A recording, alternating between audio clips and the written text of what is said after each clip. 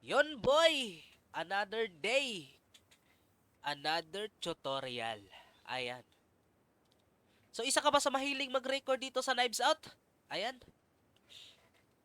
Isa ka ba sa mahiling mag-record dito tapos nakaproblema ka kasi yung record mo is sobrang lag? Ayan. Dahil yan dito boys ha. Render precision. Ayan. Dito yan. Dito mo ano yan, mabase yan sa render precision. Ayan. Kasi pag nakasagad yan, boy, is nagiging ganito yung video mo. Ayan. Kita nyo ba? Kita nyo naman siguro sa video no, naglalag. Ayan.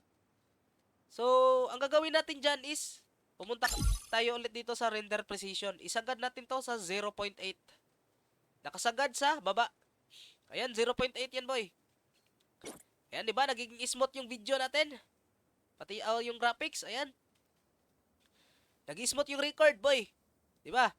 Kaso, may kaso yan, may problema. Ayan. May problema na kaya pa rin natin i-fix. Nagbe-blurred yung karakter mo. Ayan, nagbe-blurred. Yung baril, nagbe-blurred. Yung baril mo, nagbe-blurred. Ayan, di ba? Yung puno, nagbe-blurred yung puno. Yung kalaban sa malayo, di mo kita kasi nga blurred, di ba? So, i-fix natin yan. Punta kay settings. Render precision dapat naka 0.8. I-quit nyo yung knives out. Quit nyo yung knives out nyo. Tapos, mag-login kayo ulit.